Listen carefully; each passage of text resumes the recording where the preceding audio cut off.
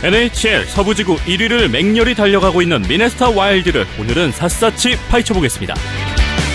아시아리그 아이스하키에서는 도쿄 집결전 이틀 동안 4경기가 열렸었습니다. 경기 결과 어떻게 나왔을지 살펴보죠.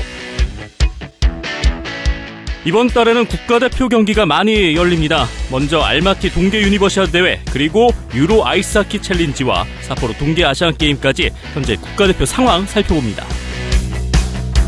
비하인더넷 82회 출발합니다.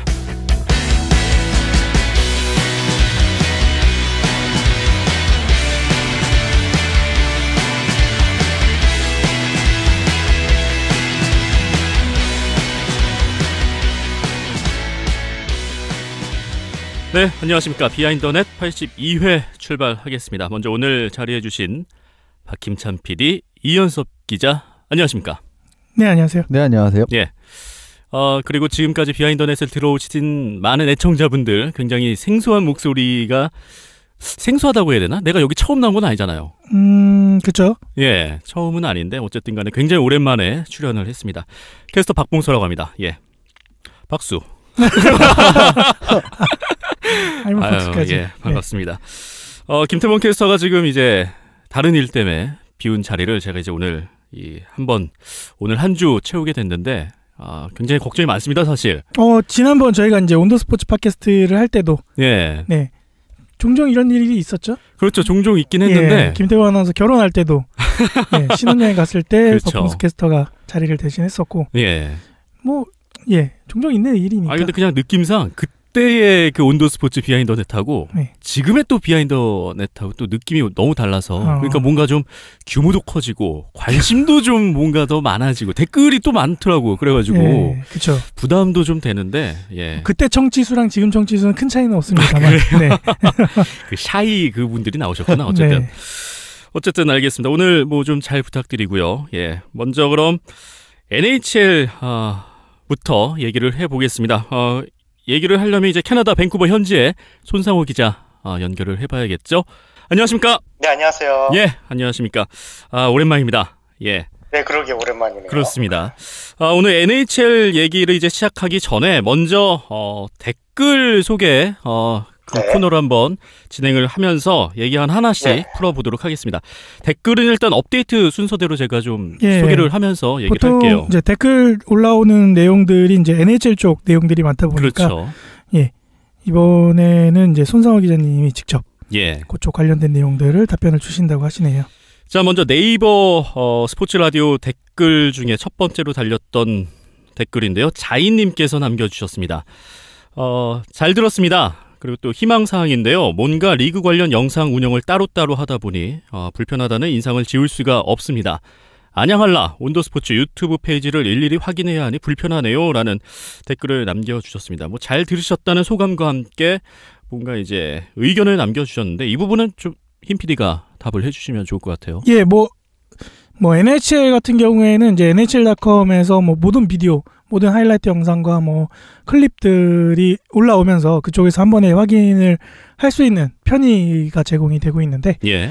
아직까지 우리나라에서는 뭐 그거를 통합할 수 있는 사이트나 장치는 없는 상황이고요. 예. 아시아리그도 마찬가지로 뭐 지금 영문 페이지하고 일본 페이지가 있긴 한데 뭐 기록 정도만 소개하는 정도, 그 정도만이 기능을 하고 있고, 아직까지 미디어 관련된 기능들은 없다고 보시는 게 맞을 것 같아요. 예. 뭐 최근 들어서 이제 뭐 저희도 그렇고 뭐 각 구단마다 그런 채널들을 만들어서 서비스를 하고 있는데, 아직 요거를 통합할 수 있는 장치는 없다 보니까 조금 더 기다리셔야 될 것 같고, 예. 뭐 저희도 저희 나름대로 이제 어지간하면은 이제 여러 구단, 여러 경기들을 담으려고 하고 있다 보니까 저희 거만 보시기에는 부족함이 있으니까 이런 말씀이 올라왔겠죠. 그렇죠. 네. 예. 제 생각에는 아시아리그가 좀 적극적으로 이 부분을 그냥 발벗고 나서서 채널을 하나 만들어서 진짜 통합적으로 관리를 하는 이런 노력이 없는 한 이건 조금은 아직은 어려운 단계지 않나 이제 싶습니다. 그거를 하기에는 이제 비용 문제가 많이 발생이 되니까 그렇죠. 예. 현실적으로 어려운 부분이 많이 있고, 각 구단 또 이제 이게 국가별로 또 부딪히는 상황이다 보니까 그렇게 되면 이제 각 구단별로 이제 요거를 지금 서비스하는 추세로 돌아서고 있는데 요거를 묶어줄 수 있는 사이트만 하나 있어도 크게 뭐 어려울 건 없을 것 같은데 뭐 조만간 좀 그런 아이디어들이 현실화 될 거라고 예상은 하고 있네요. 예. 자, 이걸로 좀 답변이 되셨나 모르겠습니다만, 예, 충분한 답변이 됐기를 바랍니다. 자, 다음 질문입니다. 다음 댓글이죠. 예, 덩크 지존님께서 남겨주셨는데요. 박힘찬 PD님이 꼴리로 동호회 활동을 하신다고 들어서 여쭤보고 싶은 것이 있네요. 올 시즌 유력한 매지나 트로피 후보로 꼽는 꼴리가 궁금합니다. 홀투비가 2년 연속 수상할 것도 같은데 어떻게 보세요? 라는 댓글을 남겨주셨습니다. 예, 매지나 트로피 저 딱히 그렇게 신경은 안 쓰는데요. 요새 이제 눈에 띄는 꼴리라고 하면은 예. 뭐 NHL.com에서 스탯 부분에 들어가서 이제 뭐 꼴리 부분 스탯을 눌러보면은 가장 상위에 있는 3명이 있죠. 뭐 듀브닉이나 뭐 홀트비, 그다음에 보브로스키, 그 3명 정도인데 이제 시즌 초반에는 보브로스키가 너무 잘해서 이 친구 너무 잘한다라는 생각이었는데 최근에는 글쎄요, 뭐 홀트비도 잘하고 뭐 듀브닉도 워낙 팀 상승세와 같이 뭐 활약이 돋보이고 있어서 근데 개인적으로는 뭐 듀브닉에 한 표를 던지고 싶은데 네, 손상호 기자님 어떻게 생각하시는지 궁금하네요. 네, 그러게 얼마 전까지만 해도 그 듀브닉 선수가 거의 진짜 거의 혼자 치고 가는 것 같았는데 지난 한 거의 한두 달 동안 그 워싱턴의 홀트비가 진짜 잘해주고 있어요. 네. 오늘도 그 완봉승을 거뒀는데 그래서 지금 현재로서는 그 미네소타의 듀브닉하고 워싱턴의 홀트비가 2파전으로 흘러가지만은 그 콜럼버스의 보브롭스키가 또 제3의 후보로 바짝 쫓는 형태여가지고 이 3명의 그 3파전은 계속 이어질 것 같아요. 뭐 앞으로도 뭐 그 프라이스나 뭐 마틴 존스 이런 선수들도 있긴 하지만 그래서 이 3명 선수가 계속 그 끝까지 이어갈 수 있을 것 같고 사실 그 지난 7년 동안 7년 정도, 6년 정도는 매년 다른 선수들이 베지나 트로피를 받았었으니까 예. 사실 뭐 홀트비는 지난 시즌에 수상했었고 보브로스키는 그 4년 전에 수상했었거든요. 그러니까 한번 그 첫 수상을 노리는 그 미네소타의 듀브닉이 타는 모습도 좋을 것 같아요. 네. 생각에는. 이게 팀 성적하고도 좀 연관이 있지도 않을까요? 네, 아예 없다고는 할 수 없을 것 같아요. 왜냐하면 그 제가 알기로는 그 플레이오프 탈락한 팀에서 그 베지나 트로피 그 수상자가 나온 게 제 기억에는 없는 걸로 기억이 나거든요. 예. 네. 가장 좋은 그림은 미네소타가 우승하고 거기서 이제 듀브닉이 타는 그림인데. 네. 예, 그래서 제가 오늘 급하게 준비를 해봤습니다. 이제 최근 5년간 수상자와 팀 성적을 준비해봤는데 2011-12 시즌부터 말씀드리면 뉴욕 레인저스의 헨리 룬드크비스트 선수가 이 해는 수상했습니다. 근데 팀 순위가 그 당시 애틀랜틱 디비전이었죠. 1위 했고 지구 결승까지 팀을 이끈 바가 있어요. 그리고 2012-13 시즌은 세르게이 보브롭스키 선수가 수상을 했습니다. 근데 이때 센트럴 4위 팀은 센트럴 디비전 4위를 해서 플레이오프를 못 갔습니다. 근데도 굉장히 성적이 뛰어났기 때문에 이 해는 좀 예외적으로 수상을 했었습니다. 그리고 13-14 시즌은 투카라스크 선수, 보스턴의 투카라스크 선수죠. 이제 이때도 보스턴의 애틀랜틱 1위를 해서 플레이오프를 진출했었고요. 14-15 시즌은 몬트리올의 케일 프라이스 선수입니다. 그리고 이때도 몬트리올은 애틀랜틱 디비전 1위를 했었어요. 그리고 작년이죠. 브레이든 홀트비 선수. 여기 메트로 디비전 1위로 알고 있습니다. 제가 알기로는 작년에 오히려 NHL 전체 1위도 수상을 했었죠. 그런데 재밌는 게 요 세 선수는 플레이오프에서 2라운드 탈락을 한 경력이 있습니다. 그래서 플레이오프는 그렇게 신경을 안 쓰셔도 될 것 같고요. 중요한 건 어쨌든 선수들의 기량과 성적도 중요하지만 팀 성적도 어느 정도는 결부되어 있다는 게 이걸 보시면 알 수가 있습니다. 팀 성적을 뛰어넘을 만한 독보적인 그렇죠. 스탯이 아닌 이상은 그 정도가 아닌 이상 팀 성적이 좀 필요하긴 그렇죠. 어느 정도는 이제 근데 그리고 지금 이러한 상황을 감안했을 때는 워싱턴의 홀트비나 미네소타의 듀브닉이 조금 더 우세한 상황입니다. 왜냐하면은 동부지구 같은 경우에는 홀트비와 보브로스키 선수가 있지만 지금 콜럼버스가 약간 워싱턴에게 밀린 상황이거든요. 이런 거 생각해보면 홀트비가 조금 더 가능성이 있는 상황인 것 같고요. 잔여경기가 지금 한 30경기가 다 나와 있습니다. 30경기 가량 남아있기 때문에 섣부른 예측은 좀 힘듭니다. 왜냐하면은 진짜 세이브 성공률은 93% 정도 때 이 두 선수가 있기 때문에 한 경기만 실수를 해서 대량 실점을 해도 이건 20%대로 네. 낮아지는 건 순식간이기 때문에 이런 거 좀 예측하기는 어렵지만은 지금 기준으로 딱 봤을 때는 홀트비의 2연패가 조금 더 가능성이 있어 보입니다. 예. 자, 박힘찬 PD와 그리고 손상호 기자, 이현섭 기자 이 세 분의 얘기를 종합해 보면 어쨌든 간에 홀트비, 듀브닉, 보브롭스키 이 세 명 중에 한 명이 타겠네요. 예. 네. 일단 그 세 명밖에 없어요, 지금. 조금 이제 그러니까 잠자고 있는 선수들이라고 보면 좀 다크호스로 부상할 수 있는 선수들을 한 명 정도 뽑아본다면 내슈빌의 피카레네 선수를 뽑을 수 있을 것 같습니다. 그냥 꼽는 거죠? 예, 왜냐하면은 지금 내슈빌이 계속 성적이 계속 올라오고 네. 최근에 예. 정말 좋은 모습을 보여주고 있기 때문에 지금 예 리네 선수가 계속 이 정도의 수준 경기력을 유지할 수가 있다면은 충분히 이제 후보군에는 네. 들어갈 수 있을 것 같습니다. 예, 알겠습니다. 자, 이렇게 해서 메지나 트로피 후보들 저희가 조금 언급을 해봤고요. 자, 다음 댓글입니다. 하키타운님께서 남겨주셨습니다. 81회도 잘 들었습니다. 몇 년 전부터 동양 이글스, 대명 킬러 웨일즈 등 창단이 계속되고 있는 좋은 일이 있었죠. 한편으로는 연성중학교와 신송고등학교, 선덕고등학교 아이스하키부가 해체가 되면서 미래를 위한 인재풀이 줄어들고 있는 것 같아 아쉽기도 합니다. 한국의 하키는 평창 이후에 얼마나 성장을 할 수 있을까요? 유망주 선수들과 훈련 환경의 변화를 보면 미래가 정말 밝게 보이기도 하지만 언뜻 봐서는 발전이 잘 안 보이는 고교 대학 선수들의 세계 선수권 기록을 보면 걱정이 되기도 합니다. 온더스포츠 분들의 얘기도 듣고 싶네요 하셨습니다. 안타깝네요. 예. 네. 이거는 뭐 비단 최근에 와서 이런 문제 제기가 되는 게 아니라 이미 이전부터 문제 제기가 돼 왔던 거고, 과연 평창 이후에는 우리나라가 어떻게 할 거냐, 뭐 그 고민은 항상 계속됐던 것 같아요. 그렇죠. 뭐 일단 저희가 시작한 것도 2007년 때 광운대학교가 잠정적으로 해체될 때 예. 시작된 거니까 뭐 이미 10년이 지나는 동안 큰 변화가 없었다라고도 말을 할 수가 있거든요. 그래서 뭐 그런 부분에 있어서는 정말 손 놓고 이 사람들이 아무것도 안 하고 있는 건가 라고 생각이 들기도 하고, 한편으로는 정말 대표팀 아니면은 신경도 안 쓰는 건가, 뭐 이렇게 문제 제기를 하시는 분들도 계시고요.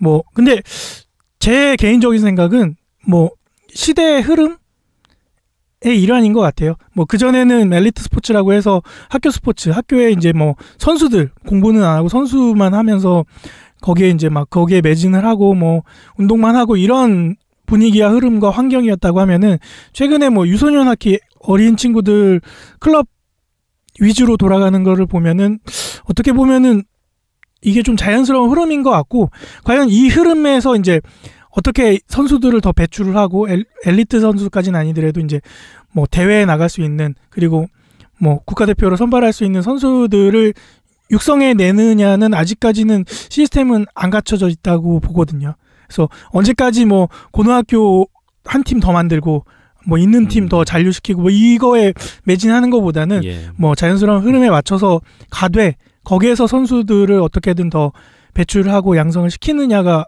그 시스템을 만들어내느냐가 더 중요할 것 같고요.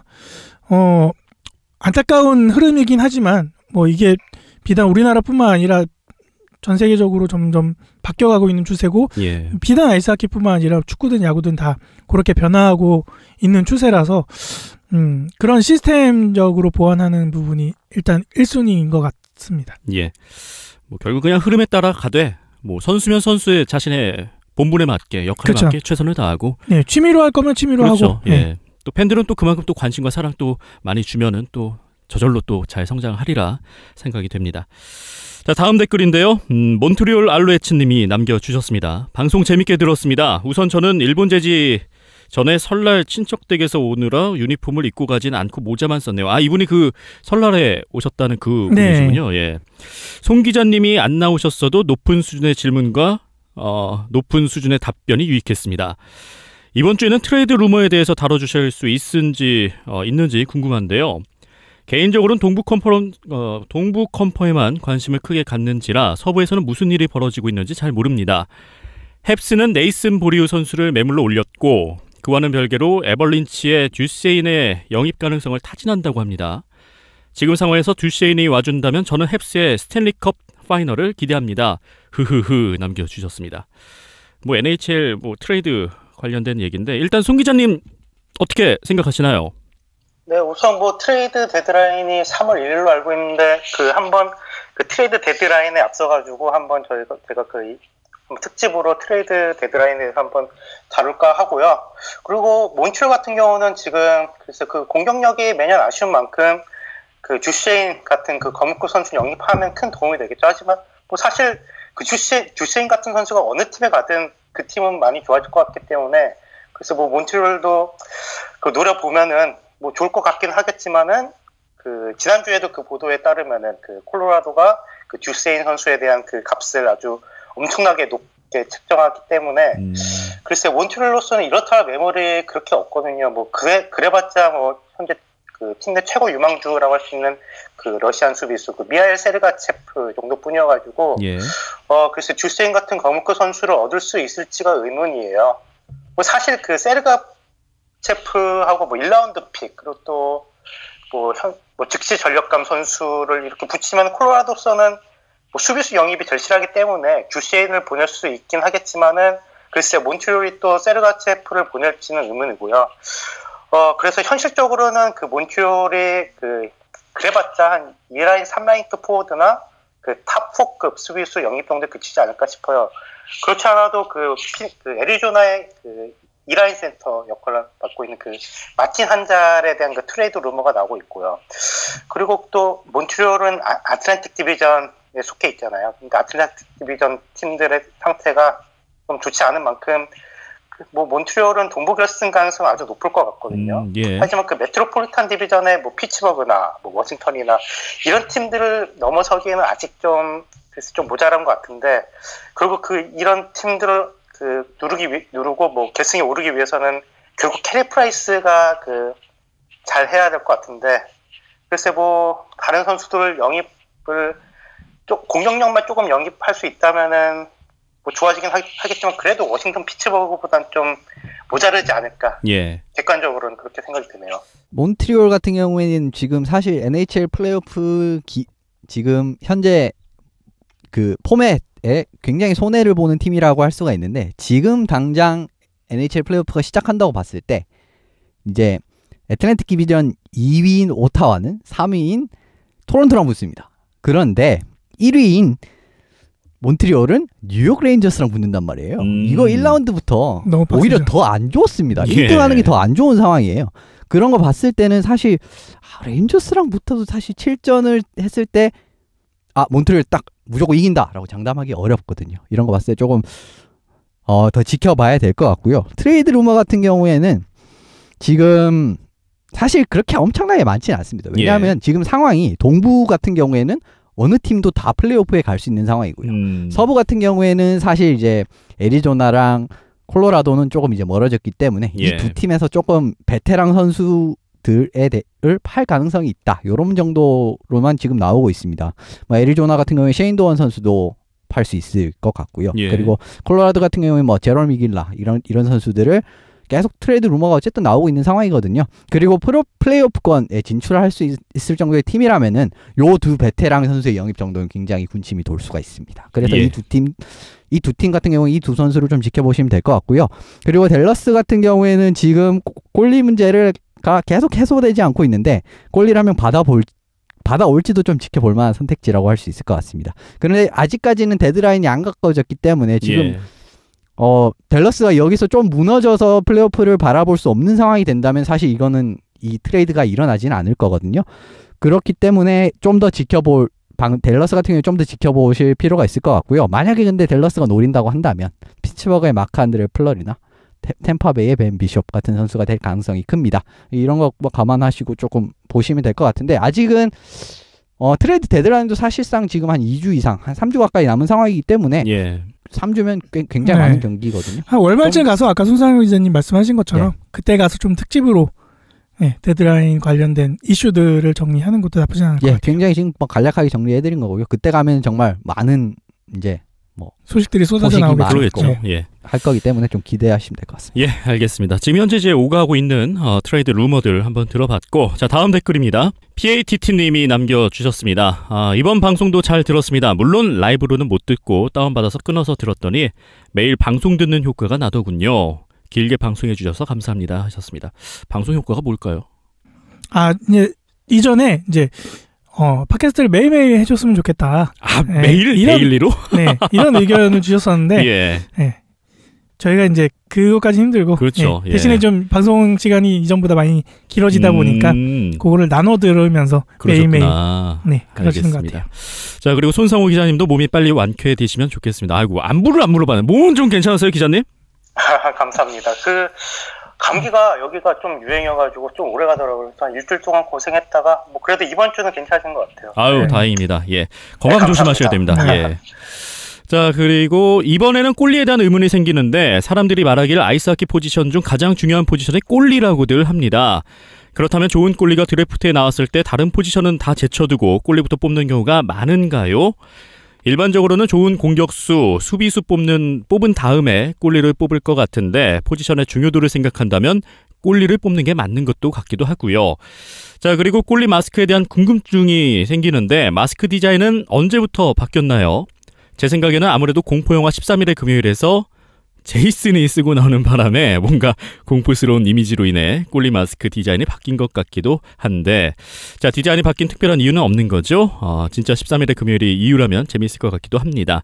방송이 진행될 때마다 하나둘 알아가는 하키 지식 덕에 매우 행복합니다. 감사합니다 하고 남겨주셨습니다. 네, 13일의 금요일에 나와서 쓰고 나왔던 마스크는 저는 처음에는 골리 마스크라고는 생각도 안 하고 있었어요. 네, 아이스하키를 모를 때에는. 그렇죠. 예. 네.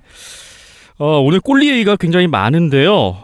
먼저 또 역시 뭐 드래프트 관련된 얘기들이 나왔기에 먼저 송 기자님께 좀 답변을 들어보면 좋을 것 같습니다. 좀 어떻게 보셨나요? 뭐 하키에서 골리 중요하죠. 정말 중요하죠. 그렇죠. 예. 뭐 스테이크업 우승팀 지금까지 보더라도 골리가 좋지 않았던 팀이 우승한 경우는 거의 없었던 걸로 알고 있고, 물론 현재 뭐 캐리 프라이스, 뭐 브레이든 홀트비, 레번 듀브니 이런 선수들이 현재 지금처럼 성장해 줄 수 있다는 보장이 있다면 뭐 전체 1번 픽으로라도 뽑고 싶겠지만은 골리만큼 성장 예측이 힘든 포지션이 없는 게 사실이에요. 뭐 실제로 골리 같은 경우는 신인들은 드래프트에서 높은 순위로 뽑히는 경우가 상대적으로 아주 적고, 예. 높은 순위에 꼽힌다고 해도 성공할 가능성이 높지가 않아요.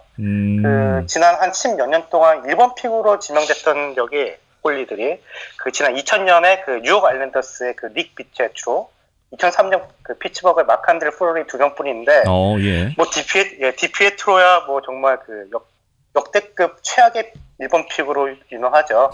예. 또 플러리 역시 그 당시 2003년 당시에 피츠버그가 정말 골리가 절실히 필요했기 때문에 플러리를 뽑긴 했지만은 플러리가 글쎄 뭐 지난 10몇 년 동안은 피츠버그의 넘버원 골리로서 나쁘지 않은 활약을 하긴 했지만은 그 당시 기대에 비해서는 좀 약간 모자랐던 게 사실이죠. 게다가 플러리가 1번 픽으로 꼽혔던 2003년 드래프트는 NHL 역대급 최고의 드래프트라는 평가를 받고 있거든요. 그래서 예.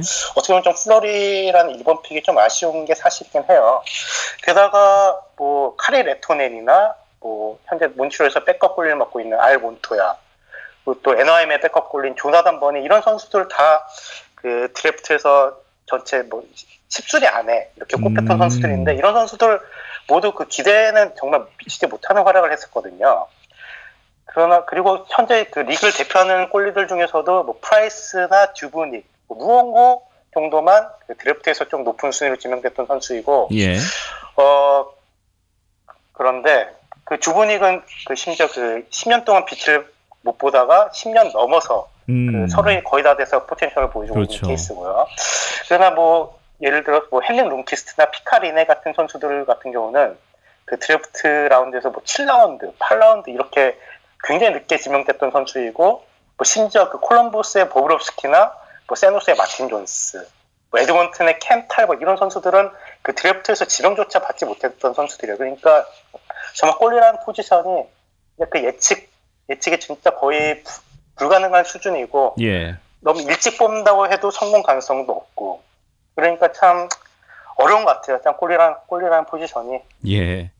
결국에는 이제 남들이 잘 키운 거 뭐 갖다 쓰는 게 오히려 팀 입장에서 나을 수도 있겠네요. 예, 그러니까 골리라는 포지션이 예. 좀 멘탈적으로 좀 강해야 되는 부분도 많고, 좀 나이가 듦에 따라서 그런 경험상의 그런 실력이 나오는 게 대부분이다 보니까 젊은 선수들이 일찍 두각을 나타낸다고 해서 바로 즉시 전력감으로 데려와 쓴다라고 하기에는 좀 불확실성이 크죠. 그렇죠. 그러다 보니까 좀 경험이 많이 쌓이고 어느 정도 좀 그런 노하우가 많이 생긴 그리고 멘탈적으로 강해진 그런 골리들을 나중에 이제 데려오는 아니면 키워내는 그런 케이스들이 많다 보니까 드래프트에서 뭐 이렇게 먼저 뽑아가야지 이런 케이스는 많이 없는 게 사실인 것 같네요. 골리 드래프트 같은 경우에 최근 트렌드는 아까 말씀드렸듯이 좀 상위 라운드에서는 잘 뽑지 않는 편인데 최근 들어 더 그런 경향이 강해졌는데요. 1, 2라운드에선 거의 뽑지 않는 경향이 크고요. 예. 굳이 그 이유가 정말 알기 힘든 포지션인 것 같기도 합니다. 그렇기 때문인데 지금 사실 골리 기량을 완벽하게 측정할 수 있는 툴은 없다고 보셔도 될 그렇죠. 정도로 예. 그렇고 그리고 더 어려운 거는 이 선수가 성장을 해서 그 다음 레벨 리그에서 요 정도의 퍼포먼스를 낼 수 있을지 없을지 요거에 대한 거는 사실상 정말 골리 같은 경우는 아예 알 수가 없습니다. 그렇기 때문이 크고 이런 부분에서 좀 발전이 있다면은 이제 앞으로 글쎄요 좀 더 지나면은 좀 상위 라운드 픽에 좀 더 골리가 많아질 가능성이 큰데 또 그 부분 좀 지나봐야 알 수 있는 거고 그리고 또 복합적인 요소가 너무 많이 작용을 해요. 골리라는 포지션 자체가. 그리고 그거 지금 가장 대표적으로 보여주는 게 얼마 전에 말씀드렸던 브라이언 엘리엇 선수 사례 아닙니까? 그렇게 세인트루이스에서 그렇게 잘하던 선수가 캘거리에 오니까 갑자기 망해버렸어요. 예. 이런 것만 보셔도 정말 골리는 그냥 이 선수의 기량만 출중해야 되는 게 아니라 수비 시스템 그리고 공격수가 얼마나 수비에 가담하는지 이런 부분까지 모두 복합적으로 해서 측정을 해야 되는데 이렇게 변수가 많아지면 많아질수록 특정 스탯을 내기가 정말 어려워집니다. 그런 거 다 감안하셔야 될 것 같고요. 예. 그리고 또 안 좋은 소식이 아까 손상호 기자님도 언급하셨지만 정말 낮은 라운드에서 최상급 골리들이 계속 나오고 있어요.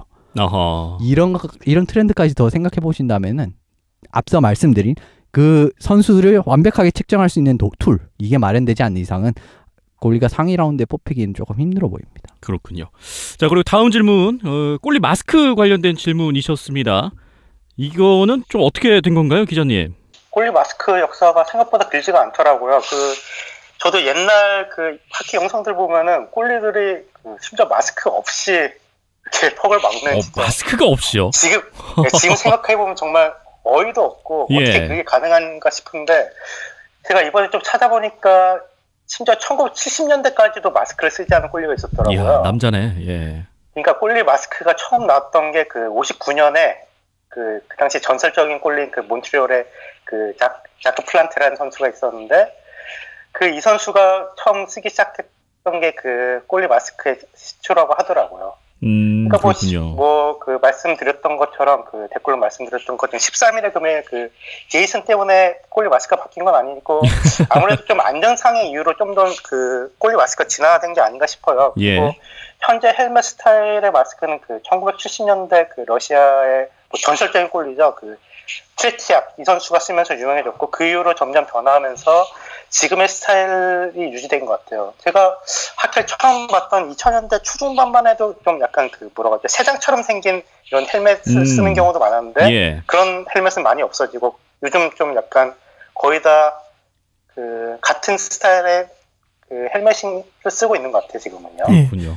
저도 이제 골리를 하면서 그렇죠. 예. 옛날 자료들도 많이 보고 했는데 말씀 주신 것처럼 골리 헬멧을 안 쓰고 나오다가 이제 쓰고 나오기 시작한 거는 말 그대로 위험해서.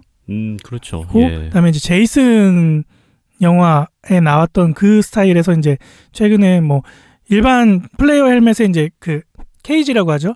철창 같이 예. 앞면을 보호하는 철제 기구만 붙인 스타일에서 이제 최근에 있는 스타일까지 변화한 것도 말 그대로 안전상의 문제가 더 큰데요. 맞아보면은 진짜 아프거든요. 그러면은 이게 왜 비싼 골리 헬멧을 왜 비싼 걸 쓰는지 알겠다.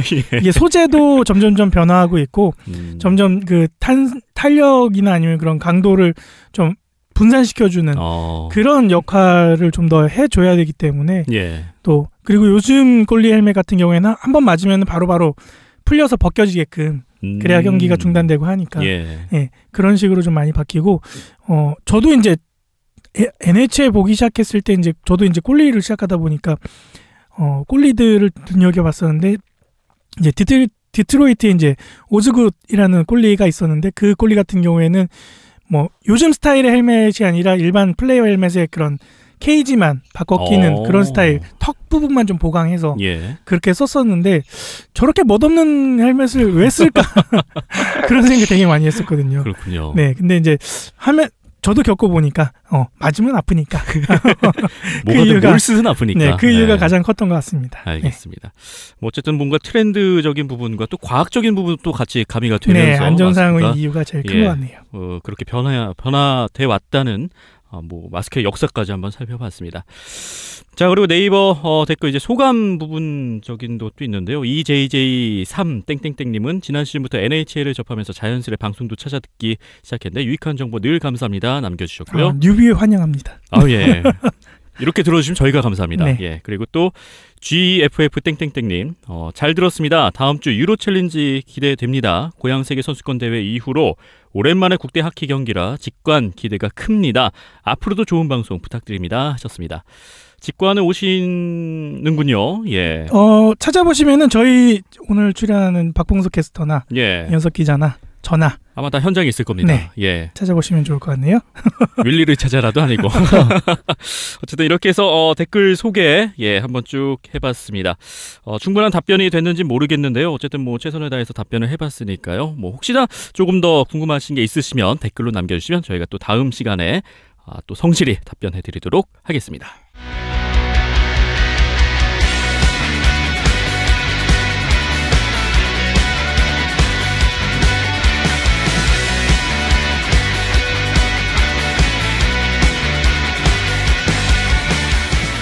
자, 이제 NHL 얘기 본격적으로 해보도록 하겠습니다. 오늘 이제 미네소타 와일드를 파헤쳐 보기로 했는데요. 요즘 이 미네소타의 돌풍이 굉장히 심상치가 않습니다. 서부지구 1위를 달리고 있는데 뭐 그 뒤로 산호세, 시카고, 애너하임, 에드먼튼 뭐 쟁쟁한 팀들이 뒤에 따르고 있는 상황. 지금 위치가 좀 대단하네요, 기자님. 네, 미네소타는 현재 그 센트럴 디비전은 물론이고 서부지구 전체 1위이고 NHL 전체로 따져도 그 미네소타보다 더 좋은 성적을 내고 있는 팀은 워싱턴밖에 없어요.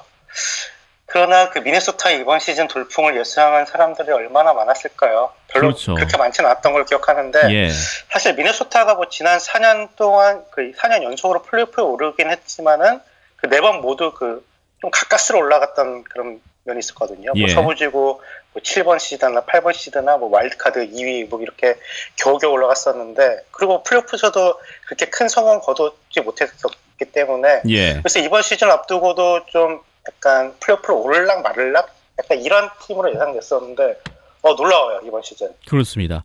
뭐 말씀해 주셨지만 이제 플레이오프에서의 성적 뭐 그냥 저냥 뭐 그랬었던 모습이었는데 이전에 미네소타가 이제 NHL에서 뭐 그렇게 큰 주목을 받는 팀은 제가 아니었던 걸로 알고 있는데 지금의 미네소타 지금의 이런 모습처럼 과거에도 좀 잘 나갔던 그런 때가 있었나요? 네, 글쎄요. 뭐 미네소타의 이번 시즌 돌풍이 설명해드리기 전에 미네소타의 지난 역사를 먼저 좀 간단히 설명해드리는 것이 좀 재밌을 것 같아요. 그래서 좀 준비를 했는데 우선 미네소타 와일드 같은 경우는 미국에서도 가장 아이스하키 인기가 많은 그 팀 중 하나고요. 미네소타 같은 경우는 그 미국에서 가장 많은 아이스하키 선수를 배출하는 그 주로도 유명해요. 그래서 뭐 고향 팀에서 현재 뛰고 있는 뭐 자크 퍼리세라든지 뭐 위니펙의 주장 블레이크 윌러 이런 선수들이 그 미네소타 출신인데 그러나 그 미네소타 같은 경우는 또 약간 좀 스몰 마켓 팀이다 보니까 옛날에 그 노스 스타스 현재는 그 댈러스로 옮겨서 댈러스 스타스인데 이 팀이 그 94년에 그 미네소타를 떠난 이후로는 그 7년 동안 아이스하키 팀이 없었던 그런 역사도 있었어요. 네, 그러다가 2000년에 그 NHL에 그 미네소타 와일드가 입성하면서 그때 이후로 그 와일드는 미네소타 시민들의 큰 사랑을 받아오고 있는 팀이죠. 뭐 과거 역사 얘기를 해주셨기에 뭐 미네소타의 과거를 좀 돌아보면 NHL에 이제 들어온 지 3년 만에 플레이오프에서 이제 좋은 모습을 보였던 그런 기록이 있더라고요. 어떻게 보면 이제 창단팀이 이제 적응 기간을 좀 거치고 뭐 일반적으로 생각했을 때 정착해가는 그런 시기를 생각해 본다고 하면 창단팀 치고는 굉장히 성공을 빨리 맛봤던 게 아닌가 뭐 그런 생각도 드는데 좀 어땠었나요? 네, 그렇죠. 그 창단 3년 만에 플레이오프 그 서부지구 결승까지 가면서 정말 빠른 시간 만에 경쟁력 있는 팀으로 만들었던 이런 경력이 있는 팀인데, 예. 뭐 미네소타는 그 초대 감독으로 그 선수로서도 그 명예 전당에 헌액됐을 정도로 대단했었고, 또 그 90년대 중반 그 뉴저지를 다이너스티로 이끌었었던 그 자크 르메어 감독을 영입했었어요. 예. 그나마 그 르메어 감독이 유명했던 게 명장이긴 하지만은 그 트랩이라는 정말 극단적인 수비학기를 지향하는 감독이었어요. 그래서 예. 그 정말 경기에서 이길 수는 있지만 경기 자체는 정말 재미가 없는. 그래서 뉴저지 데빌스 같은 경우도 항상 강팀이긴 했지만 정말 그 비인기 팀이었거든요. 예. 재미가 없다 보니까. 그래서 그 미네소타는 그 당시 신생 팀으로서도 그 뭐 그렇게 걸출한 선수가 없었기 때문에 약간 뭐 마이너리그 이런 좀 약간 하위리그에서 그 떠돌던 선수들 데리고 그 르메어 감독이 극단적인 수비학기를 쓰면서 창단 3년 만에 뭐 서부 결승까지 오른 파란을 일으키기도 했습니다. 그 당시가 2002-2003 시즌이었고, 그 당시 그 미네소타가 2라운드에서 만났던 밴쿠버 카낙스, 그 2라운드에서 만났던 팀이 밴쿠버 카낙스이기 때문에 참 기억이 많이 남는데, 그 당시 미네소타는 득점력은 정말 리그 최하위권이거든요. 하지만 수비가 너무 좋았고, 그 당시 현재 그 국가대표팀 코치를 맡고 계시는 그 리차드 팍 역시 그 르메어 감독이 아끼던 애지자였죠. 예. 그 당시 뭐 리차드 팍 선수 역시 그 빠른 스피드와 그 몸을 사리지 않는 허슬 플레이나 뭐 수비 능력으로 미네소타 팬들에게 많은 사랑받기도 했었던 선수였어요. 그 당시 그 리차드 팍이 그 2002-2003 시즌 그 플레이오프 1라운드에서 그 당시 우승 후보로 꼽혔던 콜로라도 상대로 그 지면 떨어지는 그 6차전에서 그 연장 골든골을 넣고 그 미네소타 그 홈 관중들한테 정말 그 큰 열광을 받았던 그 모습은 여전히 그 회자가 되는 장면이기도 해요. 하지만은 그 당시 그 2003 시즌에서는 서부 결승에서 애너하임 덕스를 그 당시 그 마이티 덕스를 만나가지고 그 4경기에서 단 그 한 골밖에 넣지 못한 수보를 겪으면서 수입으로 탈락했었던 그런 역사가 있었죠. 아, 그렇군요. 네. 이 리처드 박 코치 얘기가 나와서 또 괜히 반갑네요. 예. 저도 이제 예전 영상 찾아보다가 예. 그러니까 리차드 박 검색 유튜브 딱 치면은 그 영상이 제일 먼저 나오더라고요. 아, 그렇군요. 네. 그만큼 또 역사적인 그 한순간을 장식했던 리차드 박 코치였습니다. 지금은 코치죠. 예. 네. 이제 근데 정작 중요한 건 그런 달콤함을 이제 맛봤던 그 2002-2003 시즌의 미네소타 이후에 뭐 글쎄요, 좀 그렇게 뭔가 눈에 띄는 뭐 별다른 성공은 없었던 것 같습니다. 네, 보니까 그 미네소타가 그 당시 그 2003 시즌 이후 8시즌 동안 그 플레이오프 진출이 딱 2번밖에 없을 정도로 침체기를 겪었어요. 그 이유는 당연히 그 빈약한 공격력이었는데, 그 당시 뭐 메리안 게보릭이라는 그 미네소타 역사상 그 최초의 드래프트 픽이었는데, 이 선수가 올스타급의 스나이퍼로 오랫동안 그 팀 공격의 중심이긴 했지만은 그 2009년에 그 FA가 되자마자 팀을 떠났었고요. 그리고 또 2000년대 중후반 이후로 그 항상 매년 드래프트에서 항상 좀 좋지 못한 모습을 보여주면서 이렇다 공격수를 전혀 키우지도 못했어요. 그렇다고 뭐 FA 계약이나 뭐 트레이드 등으로 뭐 데려왔던 뭐 데니 히틀리라든지 뭐 데빈 세토그치 이런 스타급 선수들을 영입하기도 했지만 전부 미네소타에서 내리막을 타더니 결국 사라졌고요. 그래서 그 지난 5년 전에 그 거액을 주고 그 영입했었던 인라인 공격수인 다크 퍼리세, 이 선수를 FA로 정말 큰 돈으로 영입했지만은 그 좀 잦은 부상과 약간 기복이 좀 심한 모습으로 기대에 미치지 못한 것이 사실이에요.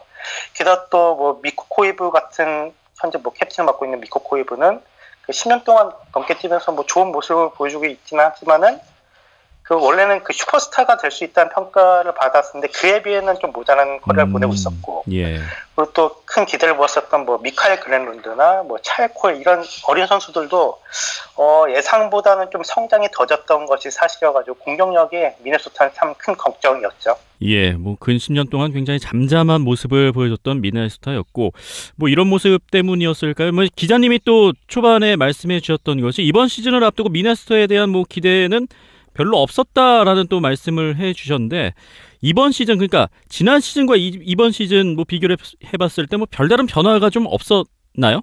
네, 뭐 선수 영입을 해봤자 그 지난 시즌 거의 커리어 워스트 시즌을 보냈던 그 에릭 스탈, 뭐 체킹 라인 포워드인 크리스 스튜어트 정도밖에 영입을 하지 않았는데, 그래도 가장 큰 변화로 가면은 지난 그 워싱턴과 애너하임을 우승 후보로 이끌었기도 했던 그 브루스 부드로 감독을 영입했던 건데 예. 그래도 그 부드로 감독이 뭐 명장이긴 하지만은 그렇다고 뭐 미네소타 성적이 진짜 드라마틱하게 좋아질 것 같지는 않았었어요, 사실. 사실 뭐 미네소타는 그 이번 시즌을 앞두고 좀 많은 사람들이 좀 예상했던 게 미네소타가 잘 나가기 위해서는 그 그랜룬드, 코일, 니더라이트 이런 좀 어린 선수들이 좀 포텐셜이 드디어 좀 터지고 에릭 스탈이 대박 FA로 이제 변모하고 예. 또 코이브나 포리스 같이 좀 내리막을 타는 베테랑들이 좀 다시 좀 잘 나가야 한다는 여러 좀 조건이 많았었어요. 잘 나가기 위해서는. 예. 게다가 또 미네소타가 속한 그 센트럴 디비전이 그 NHL에서 가장 강력하다는 평가를 받았기 때문에 예. 이 디비전에서 경쟁력이 있을지가 좀 의문이었고 저 역시 미네소타를 플레이오프에서 좀 탈락하지 않을까 예상했던 기억이 나고요. 그렇습니다. 그런데 그렇게 예상을 했던 미네소타가 글쎄요 지금과 같은 이제 반전의 성적을 내는데 그야말로 이제 빛과 같은 존재가 있었는데요. 바로 이제 한물 같다고 평가받던 에릭 스탈과 올 시즌 영입이 된 그 역시 브루스 부드로 감독 이 둘의 영입이야말로 미네소타에겐 뭔가 그 신의 한 수가 됐던 영입이었습니다. 네, 그렇죠. 뭐 미네소타는 아까 말씀드렸다시피 창단 이후로 항상 약점을 꼽혔던 게 예. 공격진, 특히 그 팀에서 2라인 센터 역할을 맡을 수 있는 이런 선수들을 부지했는데 뭐 미코 코이브가 좋은 그 선수이긴 하지만은 1라인 센터를 맡기는 모자랐고 그 미카엘 글렌룬드 역시 그 센터로 그 예전 그 마이크 예오 옛날 감독이 항상 센터로 썼지만은 자리를 잡지 못하고 있는 상황이거든요. 그런 상황에서 그 별로 기대하지 않았던 그 에릭 스탈이 정말 그 대박 활약을 하면서 그 덕분에 그 에릭 스탈, 미코 코이브라는 좋은 그 원투펀치 센터를 갖게 됐어요, 미네소타는. 예. 그리고 또 센터 포지션에서 전혀 적응하지 못했던 그랜룬드가 윙어로 포지션 그 전환을 하면서 이 그랜룬드가 진짜 데뷔 5년 만에 포텐셜을 정말 터져버리게 된 건데요. 이 그랜룬드 같은 경우는 그 이전 시즌까지 그 커리어 베스트가 그 44포인트밖에 안 됐었어요. 예. 하지만 이번 시즌은 시즌의 반이 약간 넘었을 뿐인데도 벌써 그 48포인트를 기록하고 있으면서 커리어 베스트를 일찌감치 뛰어넘었고요. 그리고 또 그랜룬드가 이제 그 미코 코이브랑 그 체킹 라인 공격수였던 제이슨 주커와 같은 라인에서 주로 뛰는데 이 그랜룬드, 미코 코이브, 제이슨 주커 이 라인이 현재 NHL에서 가장 잘 나가는 라인으로 평가를 받고 있어요, 지금. 뭐, 제이슨 주커 같은 경우는 이전 커리어 베스트가 26포인트밖에 안 되는데 올 시즌 벌써 그 38포인트로 뭐 이대로 가면 이전 커리어 베스트보다 뭐 2배가 많은 포인트를 올릴 것 같은 기세고요. 예. 그리고 또 이 세 선수는 그 공격만큼이나 수비도 좋다는 평가를 항상 받던 선수들이었는데 뭐 지금 그 성적이 이를 말해주고 있어요. 왜냐하면 그 현재 리그에서 그 플러스 마이너스 이 성적이 그 세 선수가 다 탑 5에 드는 성적을 내고 있고 예. 이 세 명의 플러스 마이너스가 부합해서 무려 그 92 플러스 91 정도로 예. 정말 대단한 모습인데 그리고 또 이 세 선수뿐만 아니라 아까 말씀드렸던 에릭 스탈도 정말 잘해주고 있고 뭐 찰리 코일, 니노 니더라이트 이런 선수들도 좀처럼 터지지 않았던 좀 선수들인데 드디어 좀 포텐셜이 터지기 시작했고요. 또 뭐 그 베테랑 선수들인 뭐 자크 퍼리스, 제이슨 포밀빌 같은 선수들도 뭐 힘을 보태면서 뭐 미네소타는 진짜 그 1라인부터 3라인까지 어느 라인에서 그 득점이 터져도 놀랍지 않은 그런 밸런스가 좋은 그런 공격력을 갖게 됐어요. 예. 결국에는 이제 미네소타의 그런 공격력이 지금과 같이 이런 그런 좋은 모습을 좀 보이고 있는 이유가 시즌 전에 이제 의심스러웠던 그런 부분들을 모두 좀 잘 해소하고 잘 풀렸던 그런 덕이었던 것 같습니다. 아마도 이것이 이제 브루스 부드로 감독의 능력, 뭐 아니면 이 부드로 매직이라고 해야 될까요? 이런 게 아닐까 싶은데요. 네, 그렇죠. 옛날 부드로 감독 같은 경우는 그 워싱턴이 그 한 10년, 12년 전쯤만 해도 그 워싱턴은 좀 플레이오프에 오르지 못하던 팀이었거든요. 예. 그 오베치킨이 있음에도 불구하고. 하지만 부드로 감독이 그 들어오자마자 워싱턴을 최고 공격력 팀으로 만들면서 우승 후보 팀으로 만들었고, 애나임 덕스 같은 경우도 좀 기대에 미치지 못하다 부드로 감독이 나서면서 이제 뭐 서부지구에서 그 최고 우승 후보로 꼽혔던 팀을 만들었는데, 미네소타 역시 지난 그 창단 이후로 단 한 번도 리그 그 팀 득점이 리그 탑 10에 든 적이 없었던 팀이었는데 예. 현재는 그 득점력 4위를 달리고 있거든요. 그러니까 이 이유는 부드로 감독의 영향이 없을 수가 없는 것 같아요. 그렇네요. 예.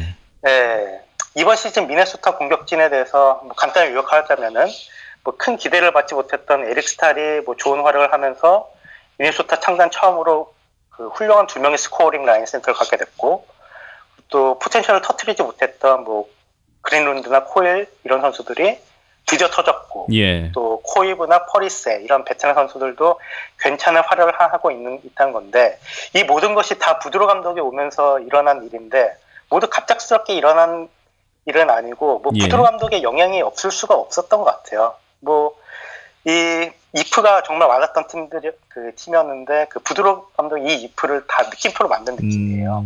그러니까 이제 뭐 팀 내 최고 연봉자인 퍼리스에만 약간 좀 자기 모습을 찾는다면은 미네소타 공격력은 더 무서워지지 않을까, 그런 생각이 드네요. 예. 뭐 공격력도 공격력이지만 미네소타의 원래 이제 강점이라고 하면은 수비를 꼽잖아요. 이 수비진이 전보다 또 더 좋아진 것 같습니다.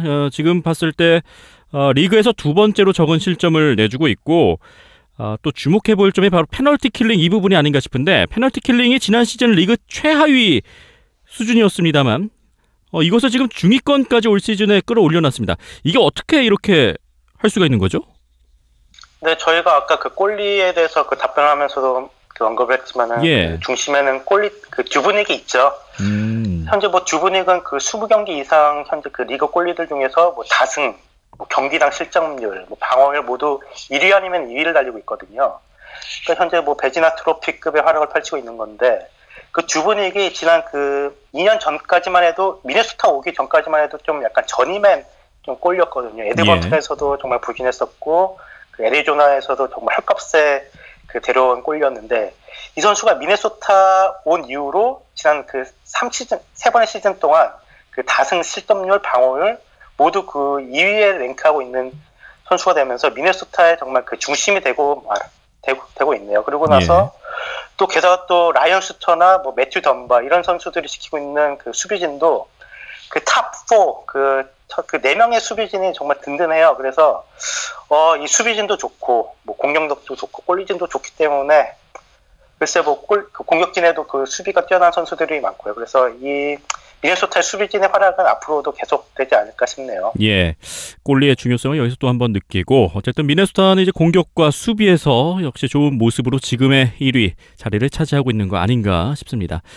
뭐 결국 미네소타 이제 뭐 큰 이변이 없는 이상은 이제 플레이오프 진출 뭐 거의 확정된 것 같고, 뭐 센트럴 디비전 1위 가능성도 여전히 높은 상황인 것 같습니다.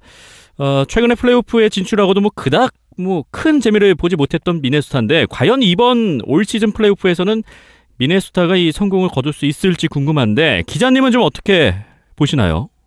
그렇죠. 뭐 사실 미네소타가 뭐 지난 4년 동안 뭐 플레이오프에 오르긴 했지만은 항상 그 조기 1라운드 아니면 2라운드에서 탈락했었고요. 이렇게 미네소타는 큰 성공을 항상 거두지 못했던 팀이었는데, 또 게다가 그 브루스 보드로 감독은 그 우승 후보인 워싱턴과 애나햄을 매년 플레이오프로 이끌고도 2라운드 이상 올랐던 적이 딱 한 번밖에 없었고, 결승 경험은 딱 단 한 번도 없었던 감독이거든요.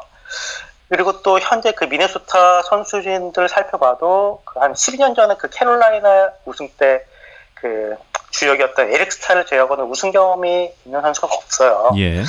그래서 그리고 또 게다가 그 미네소타는 센트럴 디비전에서 2를 차지한다고 해도 1라운드에서는 그 만만치 않은 그 퍼시픽 디비전의 캘리포니아 팀 중 하나를 만날 가능성이 꽤 높고, 또 1라운드를 또 통과한다고 해도 2라운드 안에는 영원한 우승 후보 그 시카고를 만날 가능성이 높기 때문에 글쎄 그 플레이오프에서 성공할 수 있을지 글쎄 아직은 잘 모르겠어요. 그래서 플레이오프에서 좀 성공하기 위해서는 그 현재 그 듀브닉 골리의 그 체력을 안배하기 위해서라도 현재 그 백업 골리인 다시 캠프가 좀 부진한데, 이런 괜찮은 백업 골리가 있으면 좀 좋을 것 같고요.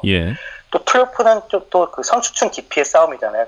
그러다 보니까 뭐 3라인 센터라든지 현재 그 수비진도 그 4명 수비진은 좋지만은 그 5명 6번째 수비수는 좀 약간 좋지 않은 상황이거든요. 그래서 좀 약간 그 수비진의 그 깊이를 늘릴 수 있는 5번째, 6번째 수비수 정도를 보완한다면은 미네소타도 뭐 충분히 해볼 만한 전력이 아닐까 그런 생각이 들어요. 예, 마지막에 뭐 충분히 해볼 만하다고 말씀하셨는데 전체적으로 들어봐서 뭐 올해도 미네소타는 플레이오프에서 힘들 것 같다 말씀인 것 같은데요. 글쎄 뭐 우승까지는 할 수 있을지 잘 모르겠어요. 뭐 항상 저희 그 김태문 캐스터님이 뭐 미네소타를 우승 후보로 꼽는 걸로 그렇죠. 알고 있는데 예. 글쎄요 시카고를 넘을 수 있을까 플레이오프에서 아직은 잘 모르겠네요. 예, 뭐 어쨌든 첩첩산중에 좀 막혀 있는 미네소타 과연 플레이오프에서는 또 어떤 모습을 보여줄지 기대를 해보겠습니다. 자, 오늘 미네소타 와일드에 대해서 자세하고 또 꼼꼼하게 살펴봤습니다. 지금까지 캐나다 밴쿠버 현지에서 손상호 기자와 이야기 나눠봤습니다. 오늘 고맙습니다. 네, 감사합니다.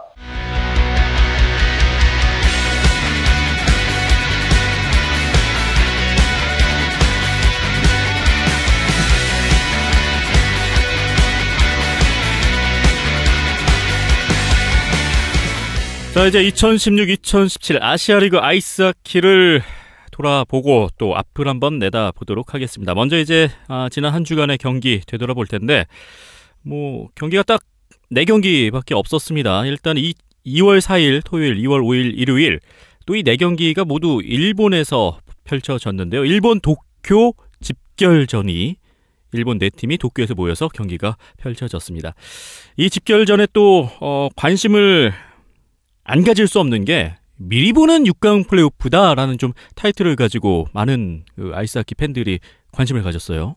예, 뭐 일단은 아이스벅스를 제외하고는 다 6강 플레이오프 확정을 지은 상황이죠. 그렇죠. 예, 거기에 이제 아이스벅스도 거의 이제 승점이 얼마 안 남은 상황. 거의 확정적인. 거의 확정입니다. 예, 아이스벅스. 그런 상황에서 이제 네 팀이 맞붙다 보니까 예, 관심을 가질 수밖에 없죠. 그렇습니다. 도우쿠 프리블레이즈 그리고 일본 재즈 크레인즈, 니코 아이스벅스와 오지 이글스 4팀이 도쿄에 모두 모였는데 첫 번째 경기 뭐 가장 큰 관심을 받는 경기가 아니었나 싶습니다. 도우쿠 프리블레이즈와 일본 재즈 크레인즈의 맞대결인데 이 대결이 관심을 더욱더 많이 받았던 것이 리그 4위와 5위의 맞대결이었습니다. 예, 승점 갖고 뭐 다 똑같은 상황에서 누가 한 발 앞서 더 나가냐. 그 차이였죠. 그렇습니다. 6강 플레이오프를 미리 점쳐볼 수 있는 대회였는데 경기였는데 이 경기 결과에 따라서 이제 순위가 또 변동이 될 수 있는 중요한 순간이고 왜 순위가 4위, 5위 왜 중요할까요? 아무래도 첫 1라운드를 상위 시드 팀에서 다 홈 개최를 하기 때문에 그렇죠. 그 부분이 아무래도 가장 중요할 것 같습니다. 예.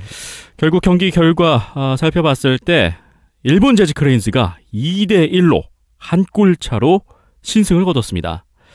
뭐 그날 뭐 토탈 슈팅 수를 봐도 프리블레이즈와 크레인즈 뭐 25대 20으로 별반 차이는 없었습니다만 어쨌든 간에 크레인즈가 2골을 넣었는데 이 결정적인 부분이 결국엔 선발골리의 차이가 아니었나 싶습니다. 근데 뭐 슛 5개 2점을 넣어서 사실상 이게 결승골이 점이 다 된 거나 다름이 없기 때문에 여기 이 부분이 차이가 여기서 나온 것 같습니다. 이 두 팀이 붙으면 항상 거의 호각의 경기가 나오거든요. 매번. 그런 식으로 봤을 때는 이번 경기도 완전히 그런 양상으로 흘러갔다고 생각할 수 있을 것 같습니다. 그렇습니다. 1피해 터진 이제 2골. 프리블레이즈 이토유토 골리가 선발로 나왔었는데 2골을 뭐 8분 사이에 지금 2골을 허용을 하고 결국에는 이제 하타 미츠카 골리로 교체가 됐던 또 좀 수모를 당했던 경기였습니다. 결국에는 이제 크레인즈가 프리블레이즈 상대로 승리를 하면서 뭔가 이제 4, 5위간 이 6강 플레이오프에서 좀 더 유리한 고지를 점령할 수 있었습니다. 자, 그리고 이어서 펼쳐졌던 경기 니코 아이스벅스와 오지 이글스 경기였는데요. 두 팀의 전적을 봤을 때 오지 이글스가 올 시즌 일본 팀을 상대로는 16승 2패, 단 2패밖에 없었는데 이 2패가 유일하게 아이스벅스에게 당했던 2패였습니다. 근데 이것을 이번 경기에서 서력을 해냈습니다.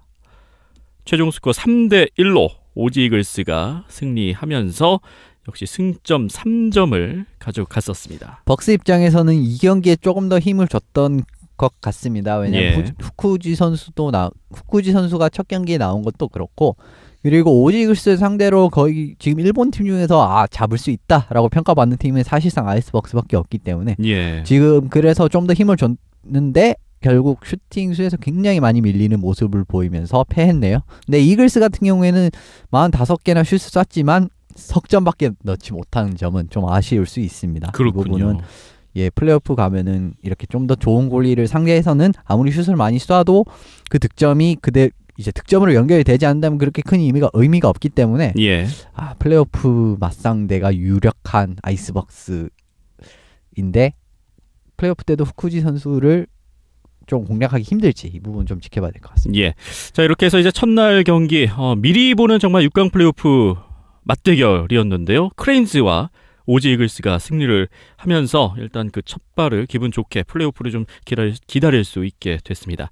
자, 그리고 그 다음날 2월 5일 일요일에 역시 이제 도쿄 집결전의 마지막 날 두 경기 펼쳐졌는데요. 먼저 도호쿠 프리블레이즈와 오지 이글스 만났는데요. 굉장히 또 이날은 또 점수가 두 경기 모두 많이 났었습니다.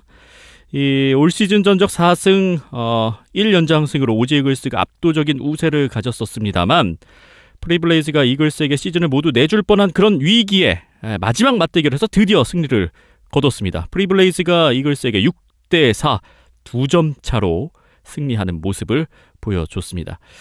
이 경기도 좀 기록지로만 봤는데도 굉장히 치열했더라고요. 요 승리가 사실 프리블레이즈에게 의미하는 바가 큰 이유가 지난 경기를 프리블레이즈가 5위 지금 3, 5위 싸움을 하고 있는 크레인즈에게 졌기 때문인데 그래도 이 경기에서 승점 3점을 보태면서 조금은 그 피해를 최소화한 상황이고요. 두 팀이 굉장히 공격력이 좋은 팀이기 때문에 프리블레이즈도 터진 날은 정말 무섭거든요. 딱 이 날이 그랬던 경기라고 할 수 있을 것 같습니다. 그런데 지금 두 골이 다 그렇게 썩 또 만족스러운 모습을 보여주지 못하는 느낌이 조금 들긴 해요. 이 경기 같은 경우 이토 골리가 결국 38개 슈팅에 4골이나 내줬다는 점은 또 이제 이 부분 골리 부분이 조금 문제로 다가올 수 있다는 점이 가능성이 좀 있는 것 같습니다. 이 경기에서 조금 눈여겨볼 점이 이글스 지긴 했습니다만 이글스의 쿠지 슈에이 선수가 멀티골을 기록을 하면서 리그 32호 골로 리그 골 랭킹 1위로 올라서는 그런 계기가 됐던 경기가 되기도 했습니다. 한라전에선 좀 잠잠했는데 확실히 쿠지 선수가 다시 일본에서는 좋은 모습을 보여주고 있는 것 같고요. 그리고 골리에 조금만 더 하면은 오지 같은 경우에는 지금 오노다 골리가 이틀 연속으로 계속 출장하고 있는 모습이 나왔거든요. 이거는 그 전날 경기가 오후 경기였고 그 다음 경기가 앞 경기였는데도 두 번 연속으로 나왔다는 점은 사실상 오노다 골리밖에 지금 믿을 자원이 없다라고밖에 볼 수 없습니다. 그런데 지금 이런 상황에서 오노다 골리가 약간 최근에 조금 부진한 모습이 계속 나오고 있고 그리고 삿포로 동계 아시안 게임도 뽑혔고 유로 아이스 하키 챌린지까지 출전을 합니다. 그리고 이런 상황에서 지금 체력 보전이 좀 힘든 상황인데 이 부분이 시즌 가면 갈수록 어떻게 나타날지 좀 보시는 게 중요할 것 같아요. 이렇게 해서 도호쿠 프리블레이즈와 오지 이글스 6대4로 프리블레이즈가 이겼었고요. 그 다음 경기 이제 일본 도쿄 집결전의 마지막 경기였습니다. 니코 아이스벅스와 일본 재즈 크레인즈. 집결전의 마지막 경기였던 만큼 정말 피가 튀는 경기였습니다. 가장 많은 골이 났던 4경기 중에 한 경기인데 결국에는 크레인즈가 연장승을 거두게 됐었습니다.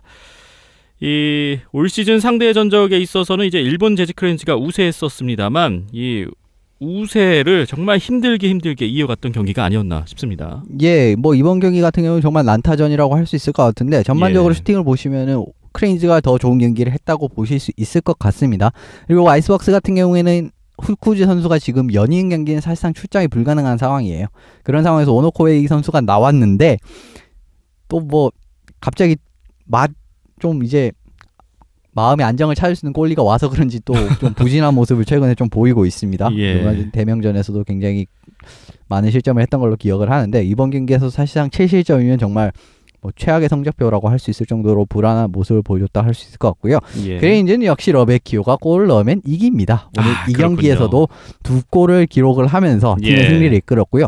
그리고 좀 눈여겨보셔야 될 게 지금 타카기 켄타 선수예요. 타카기 켄타 선수가 좀 중요한 장면에서 득점을 하는 장면이 계속 나오고 있습니다. 지금 한라전에서도 한라전에서도 동점골을 만들면서 승리에 기여를 한 바가 있었고 그리고 이 경기에서도 연장에 결승골을 넣는 이런 부분 그리고 타카기 켄타 같은 선수가 좀 감정 표현이 굉장히 큰 선수예요. 그래서 이런 선수가 골 넣으면 분위기가 확 올라옵니다. 그래서 이제 크레인즈도 뭐 이런 선수들이 계속 살아나게 된다면은 좀 더 오히려 플레이오프에서 더 좋은 모습을 보여줄 가능성도 있다고 보네요. 자, 이렇게 해서 도쿄 집결전 4경기가 이렇게 해서 마무리가 됐습니다. 결국에는 도쿄 집결전 최종 승자 과연 누굴지 최종 집계를 내보면 크레인즈가 1승 1연장승으로 승점 5점을 챙겨갔고요. 프리블레이즈는 1승 1패, 그리고 이글스도 1승 1패로 3점씩을 가져갔고 아이스벅스는 1패 1연장패로 승점 1점만을 챙겨갔습니다.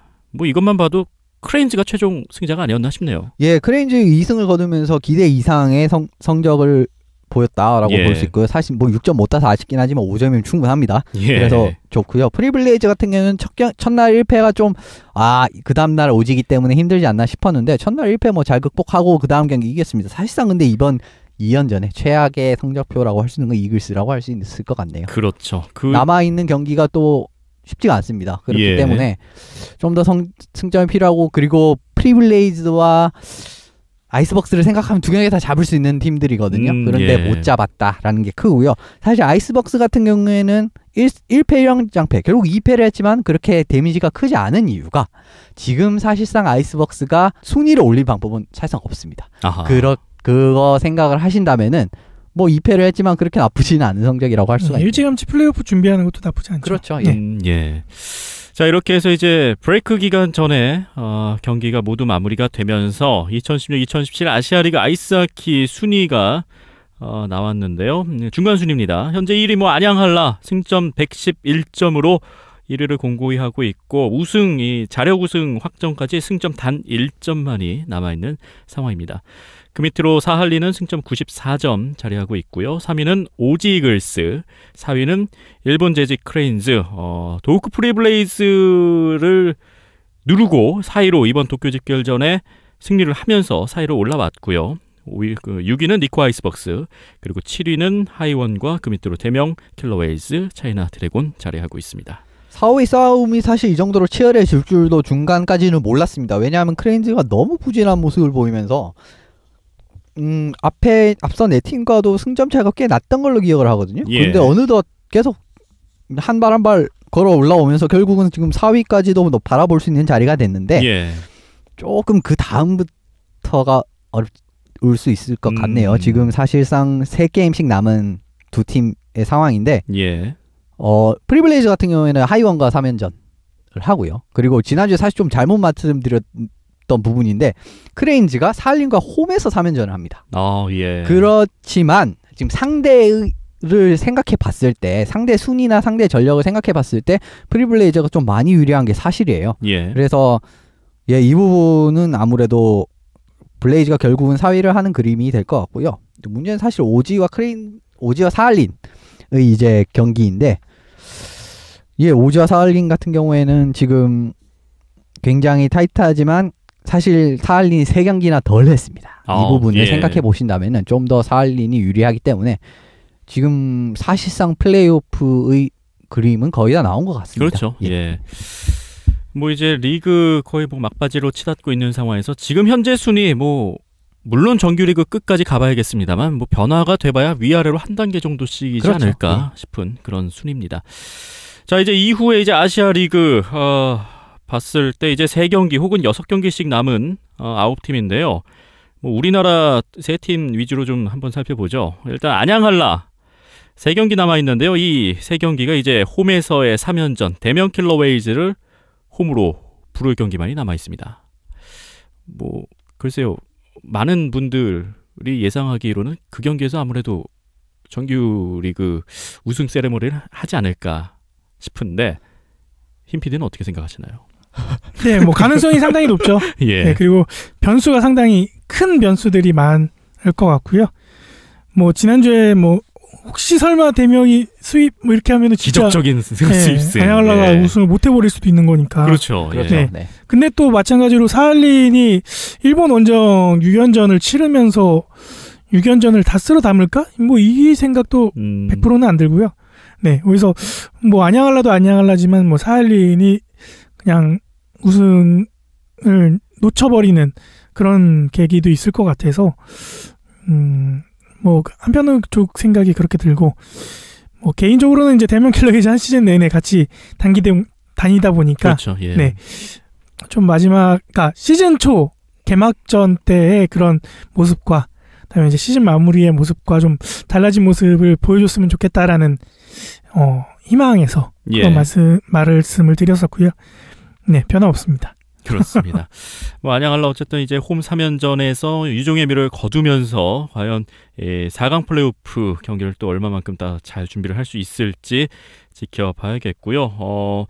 대면 킬러 웨이즈와의 그 홈 3연전에서 이제 많은 또 기록 잔치가 펼쳐질 것 같습니다. 뭐 이 부분에 대해서는 뭐 계속돼서 언급을 했지만 박우상 선수의 통산 100골과 안준희 선수 역시 통산 100포인트, 문국환 선수의 통산 200경기 출장, 김상욱 선수의 통산 300포인트 그런 기록들도 있고 개인 타이틀 싸움도 굉장히 좀 흥미진진해졌어요. 예, 김상욱 선수가 지금 61포인트로 포인트 랭킹 2위에 올라와 있습니다. 참고로 1위는 프리블레이즈의 맷포프 선수인데요.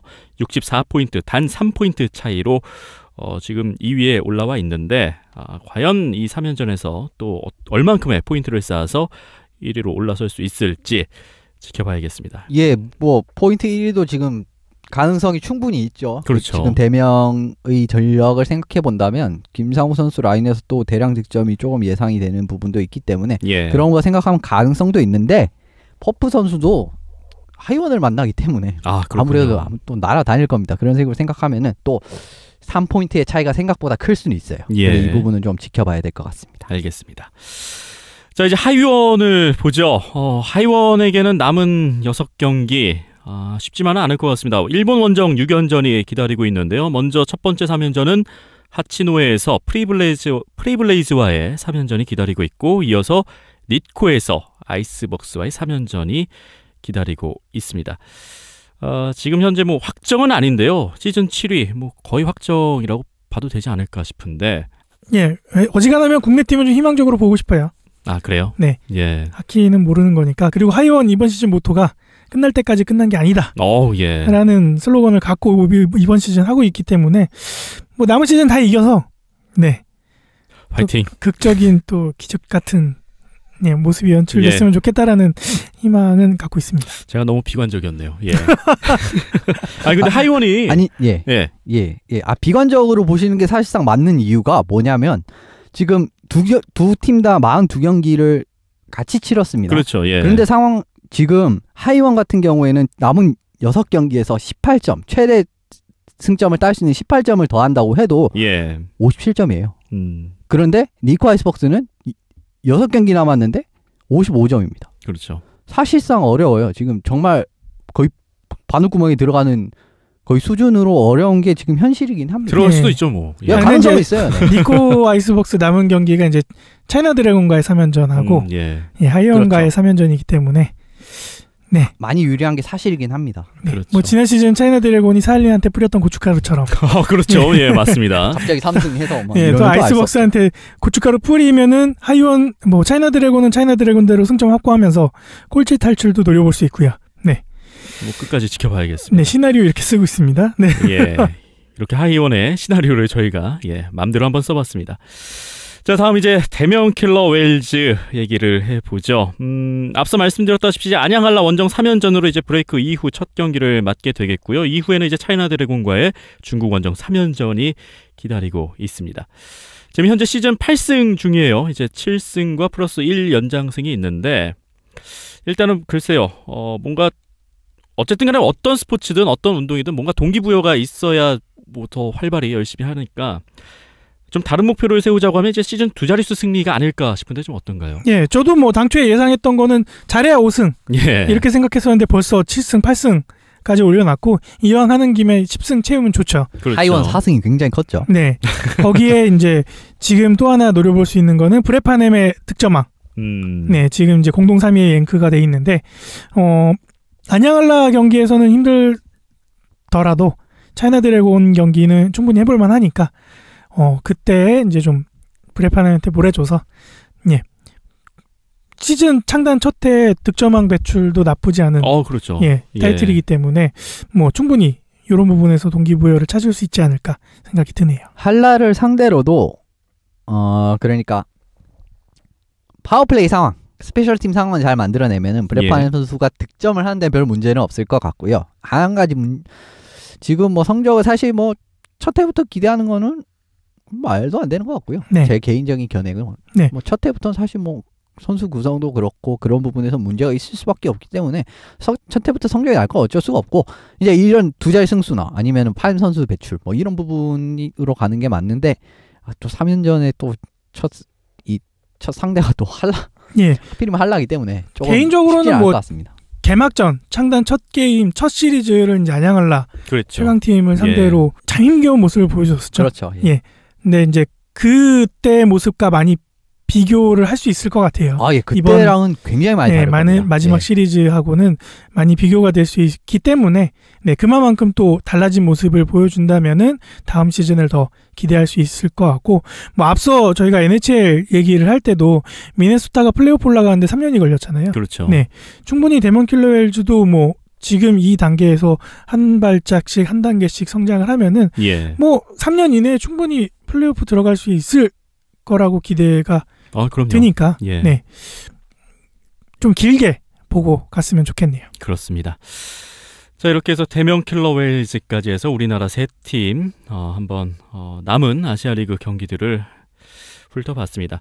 이제 플레이오프는 3월 18일부터 있는데요. 뭐 그 전에 어쨌든 간에 다음 브레이크가 끝나는 시기가 3월 2일입니다. 3월 2일 목요일에 일단은 중국 베이징에서 차이나 드래곤과 니코 아이스벅스의 맞대결이 먼저 펼쳐지고 이후에 이제 대한민국의 안양에서 안양한라와 대명 킬러 웨일즈의 대결로 아시아리그 아이스하키가 재개가 되겠습니다. 이제 그 브레이크 기간 동안에 국가대표 경기들이 많이 열리는데요. 그 얘기는 저희가 잠시 후에 다시 해보도록 하겠습니다.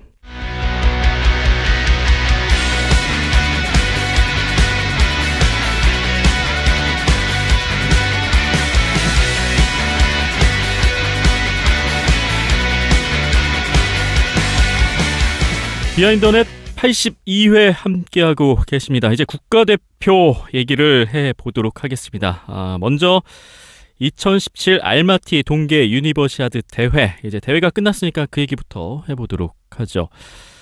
우리 대한민국 선수들 일단 고생 많이 하셨습니다. 정말 고생 많이 했죠. 그렇죠.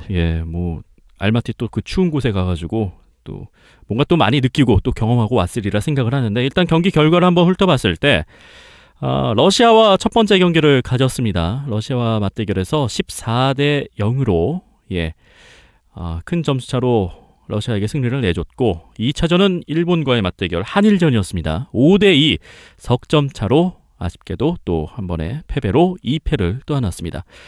그리고 C조에서의 마지막 경기 라트비아와의 맞대결에서는 6대2 역시 4골 차로 승리를 내주면서 이 C조에서 이제 3전 전패로 마무리를 했습니다. 어떻게 봐야 될까요? 사실 동계 유니버시아드 대회에 우리나라가 참가한다라는 소식도 저는 잘 몰랐었고요. 그렇죠. 뭐 어디 공지 나간 것도 없었고 모르신 분 많았을 겁니다. 명단도 없었고 저는 안양한라 김청보 부장님 통해서 알게 됐거든요. 그래서 우리 나가요? 막 이러면서 찾아봐야지 이러면서 찾아봤었는데 그러면서 이제 대학 선수들 중에 이제 좀 친분 있는 선수들이 차출이 돼서 나간다고 하니까 그러면서 이제 좀 찾아보게 되고 저도 이제 첫 경기 같은 경우에는 생중계가 있어서 라이브를 일본에서 챙겨봤었는데 그만큼 관심도 없었고 뭐 준비는 당연히 크게 제대로 된 준비도 없었을 것 같고요. 또 뭐 실업팀에 이미 조기 진출한 선수들이 차출이 안 된 경우도 있었고 뭐 안양한라에서 이강수, 김영준 선수 정도만 차출됐었고 그러다 보니까 여러 가지로 좀 열악한 상황에서 경기들이 치러지지 않았을까라는 생각이 들었고 이제 대한민국 대 러시아 경기를 보면서 이제 그때 일본에서 이제 한국으로 돌아오는 길이었거든요. 그러면서 이제 대명 선수들하고 같이 경기들을 살펴보면서 뭐 대명 선수들도 자기가 이제 대학 시절 때 유니버시아드 대회 나가서 뭐 캐나다를 상대로 러시아를 상대로 뭐 이와 같은 비슷한 스코어를 경험을 했었다라는 얘기를 들으면서 아직까지 뭐 그때나 지금이나 마찬가지지만 아직까지는 탑 레벨에 있는 국가들을 상대로는 요 정도 수준 차이가 나는구나 라고 계속 보시면 될 것 같고요. 일본하고의 경기는 좀 아쉬웠죠. 그렇죠. 이안베 콜리하고도 뭐 개인 메신저를 통해서 얘기를 했었는데 많이 아쉬워했었고요. 이길 수 있는 경기였는데 역전패를 당했다는 거에 많이 자책을 하는 모습이었었고 라트비아 경기 그리고 영국과의 경기에서도 뭐 똑같은 스코어로 패배를 당했었는데 예, 그 부분도 많이 아쉬워했었고요. 마지막에 이제 중국과의 최종 11위, 12위 결정전에서는 이제 이창원 골리가 나와서 2실점으로 7대2 승리를 이끌었는데 그런 부분에서 좀 위안거리를 찾아야 될 것 같고요. 11위를 랭크를 하고 이제 대회를 마무리했는데 네, 다음 대회는 못 나갑니다. 네. 그렇죠. 이 보니까 11위, 12위는 다음 대회 못 나가더라고요. 네. 하필. 네, 4년 뒤를 기약을 해야 될 것 같고요. 뭐 크고 작은 대회란 게 뭐 우리는 뭐 올림픽이 크고 뭐 유니버시아는 작고 이렇게 얘기들은 하지만 정작 나가는 선수들은 다 똑같이 태극마크를 달고 국가대표라는 이름 하에 나가는 경기들이다 보니까 뭐 선수들도 마찬가지고 지원해주는 뭐 협회나 아니면 팀들이나 다들 좀 그런 부분에 있어서는 좀 확실하게 서포트해줄 건 서포트해주고 준비할 거는 준비해야 되지 않을까. 그리고 선수들도 좀 태극마크를 달고 있고 뭐 국가대표라는 이름 하에 대회를 나가는 거라면은 좀 더 마음가짐을 단단히 하고 준비를 하면 좋지 않을까라는 좀 희망 섞인 소망을 말씀드리고 싶고요. 고생들 하셨고 잘 쉬시고 10일 날 귀국을 한다고 하더라고요. 네, 그래서 또 대학 선수들은 귀국하자마자 또 동계체전 바로 준비해야 되는 상황이고 또 이제 실업팀 소속된 선수들은 또 바로 또 아시아리그 또 준비해야 되는 상황이니까 또 소속팀 복귀해서 또 시즌 준비 잘 하셨으면 좋겠습니다. 뭐 또 다시 한번 말씀드리지만 정말 고생 많이 하셨고요. 뭐 이번 대회를 좀 계기로 해서 또 많이 또 배우고 앞으로 또 그냥 성장할 수 있는 뭔가 자양분이 될 수 있었던 그런 계기가 됐으면 합니다. 뭐 덧붙이자면은 이번 대회 아이스하키 부분에서 이제 방금 전에 이제 동메달 결정전이 끝났는데 캐나다와 체코가 붙어서 4대3으로 캐나다가 승리를 거뒀고요. 이제 지금이 아니라 이제 조금 뒤에 금메달 결정전이 시작이 되는데 방송 기준으로 카자흐스탄하고 러시아가 맞붙습니다. 그래서 홈팀 카자흐스탄 그리고 우리를 14대 0으로 이겼던 러시아. 보니까 일본도 러시아한테 14대 0으로 졌었더라고요. 그리고 이제 그 쿼터 파이널 가서 9대 2로 일본한테 또 승리를 거두고 올라갔었는데 네. 누가 이길지 좀 기대가 되는데 뭐 우리나라 관련 없으니까. 그렇죠. 뭐 어쨌든 간에 뭐 아이스하키 팬들은 또 한번 지켜볼 만한, 챙겨볼 만한 그런 경기가 아닐까 싶은데 방송 들으실 때는 결과가 나왔겠죠? 네, 결과가 나왔을 거고 영상도 아마 올라올 것 같아요. 메인 경기니까. 한번 검색을 해보셔서 확인을 해보시는 것도 좋을 것 같습니다. 자, 이렇게 해서 국가대표 동생들의 경기는 그렇게 일단 마무리가 됐습니다. 이제 형들에게 넘어왔습니다. 2017 유로 아이스하키 챌린지. 우리나라 이제 고향 어울림누리 얼음마루에서 펼쳐지게 되는데요. 2월 9일부터 2월 10일, 2월 10일에 이제 3일간 펼쳐집니다. 준비를 또 나름 많이 했어요. 협회에서도 그렇고. 네, 이번에 뭐 트라이아웃을 또 했었죠. 뭐 캠프를 준비를 해서 뭐 상비군까지 다 끌어모아서 한번 실력을 점검하고 컨디션을 점검해서 최적의 선수들을 가려내서 이제 대표팀 구성을 마친 것 같고요. 바로 내일부터 또 게임이네요. 그렇습니다. 2월, 그러니까 저희는 지금 녹음하고 있는 시간이 2월 8일이고, 이제 지금 방송을 들으시는 2월 9일, 당일입니다. 오늘인데, 오늘 지금 이제 고향 어울림누리 얼음마루로 가시면은, 우리나라, 대한민국 아이스하키 팀에 정말, 우리나라에서 어떻게 보면 아이스하키 제일 잘하는 사람들이잖아요. 그렇죠. 그리고 2014년 세계선수권 이후로 국가대표 경기를 그렇습니다. 국내에서 보는 또 오랜만에 좋은 기회가 되겠네요. 3년 만에 펼쳐지는 경기. 또 2018 평창 동계올림픽 개막 딱 1년 전, 365일 전에 펼쳐지는 경기여서 또 언론에서도 요즘 어떻게 보면 아이스하키 관련된 뉴스나 이슈도 많이 좀 뭐랄까요? 많이 주목을 받고 있죠. 많이 만들어주고 있는 상황입니다.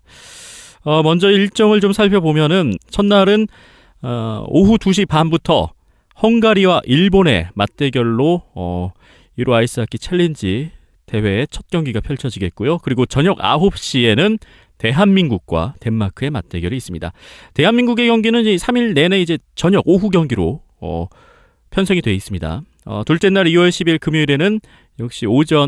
오후 2시 반에는 일본과 덴마크, 우리 대한민국은 저녁 7시 헝가리와의 두 번째 맞대결이 있고요. 2월 11일 토요일에 이때는 이제 1시에 경기가 있습니다. 덴마크와 헝가리. 그리고 6시.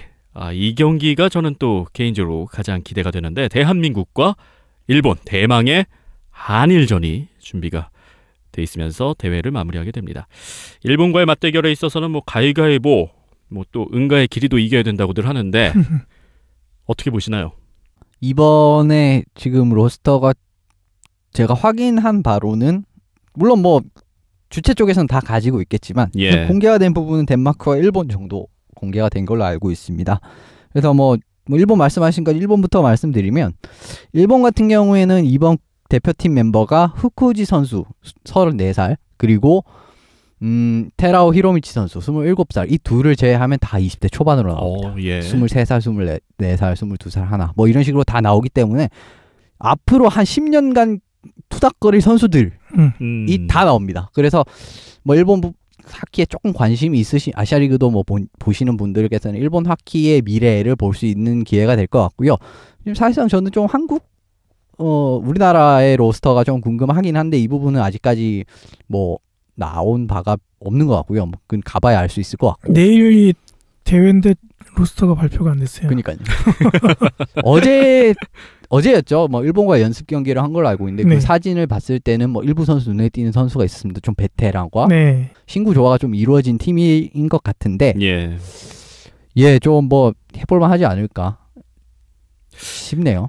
근데 좀 아마 다를 겁니다. 왜 다르냐면 작년 D1A 때 우리가 이기지 않았습니까? 그렇죠. 그때 사령탑을 맡았던 그렉 톰슨 감독이 해임당했습니다. 네. 그래서 스즈키 타카이토 지금 토요 대학교의 감독이신 분이 지금 일본 감독으로 내정이 됐고 이번 대표팀부터 이제 지휘봉을 잡는 상황이고요. 그렇죠. 코치가 오쿠보 토모이토시 지금 프리블레이즈의 코치를 하시고 계신 분이고 그리고 막 버크 헨리 아이스벅스의 코치 이렇게 3명의 코치진으로 구성되어 있습니다. 그래서 아마 많이 느낌이 다를 겁니다. 작년 지난번 대회. 그래서 지난번 대회를 생각했다가는 지난번 대회 승리에 좀 약간 자만했다거나 아니면 우리 이겨봤으니까 이번에 또 이길 수 있겠지라는 마음가짐을 무조건 가질 수는 있어요. 그래도 그거에서 방심을 하면 안 됩니다. 조금 아마 스타일이 다를 거예요. 네. 그리고 젊은 선수들의 지금 일본 선수들이 젊은 선수들의 좀 공격 유망주나 수비 유망주도 굉장히 많기 때문에 이 부분을 또 좀 경계를 해야 될 겁니다. 네. 그리고 일본 같은 경우에는 유로 챌린지 명단하고 삿포로 아시안 게임 명단하고는 살짝 차이가 있죠. 굉장히 다르죠. 네.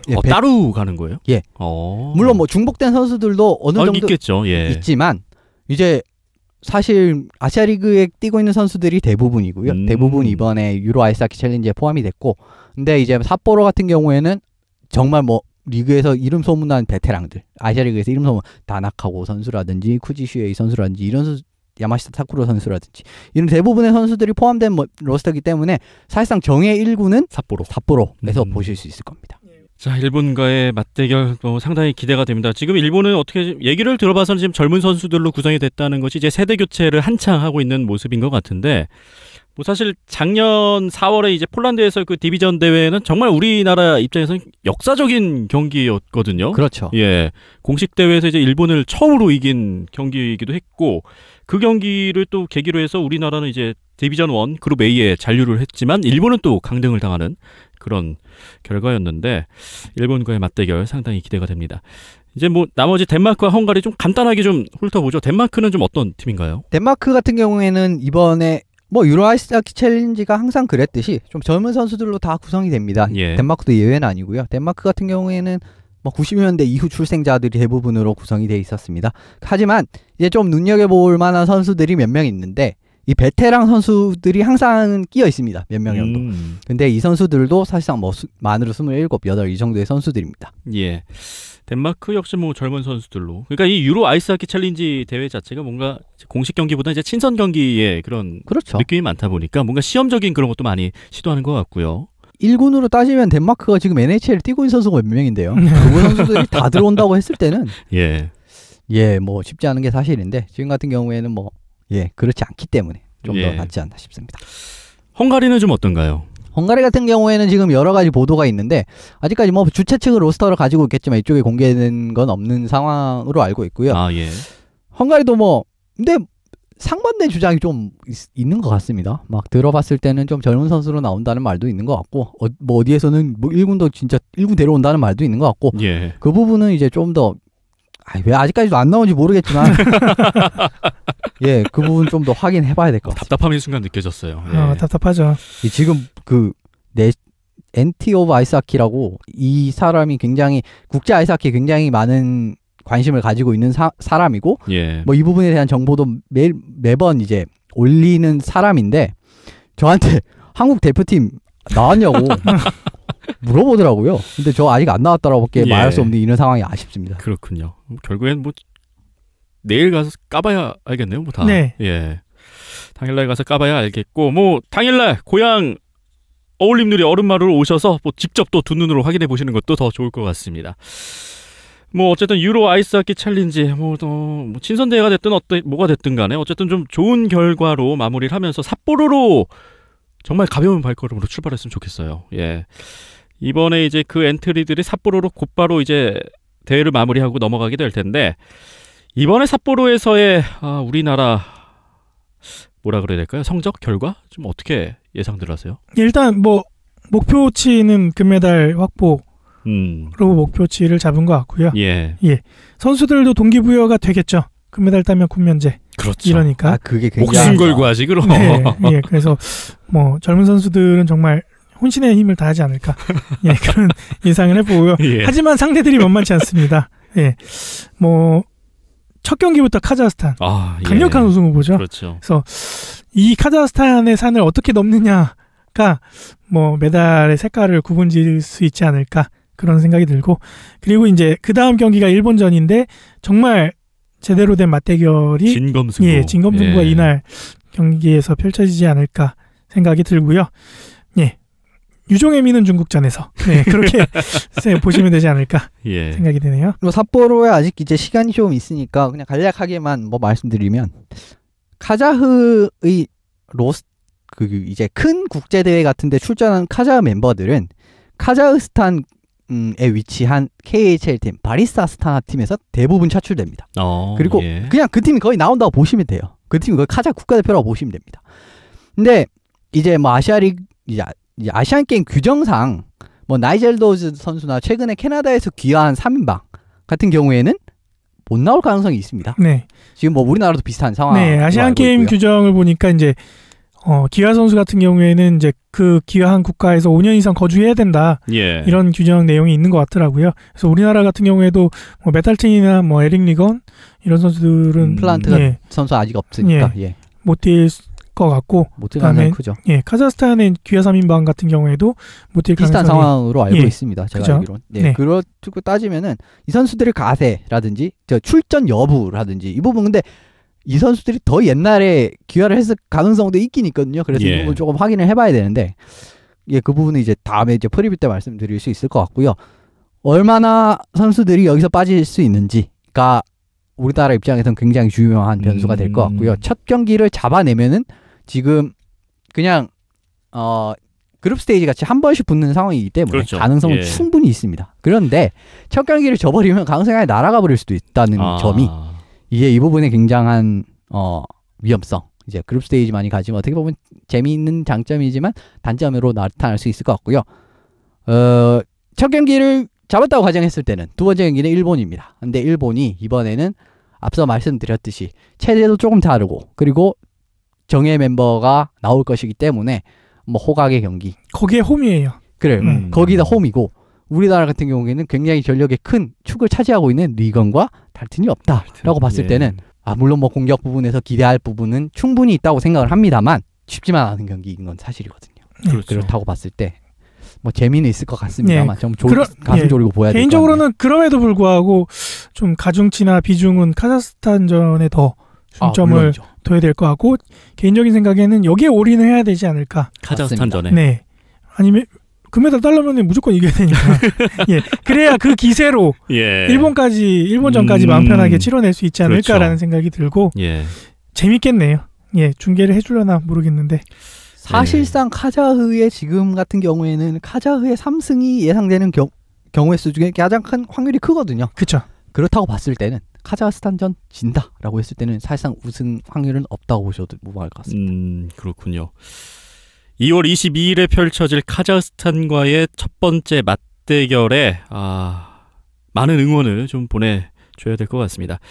2017 삿포로 동계 아시안 게임에서도 이제 우리 국가대표 팀들의 좋은 결과를 좀 기대해보고 그 전에 어쨌든 간에 당장 오늘 이제 방송을 들으시는 오늘 펼쳐지는 유로 아이스하키 챌린지에서도 좋은 활약 또 좋은 내용으로 대회를 좀 마무리하면서 보다 많은 사람들이 또 이 아이스하키의 매력을 좀 흠뻑 느끼시길 바라겠습니다.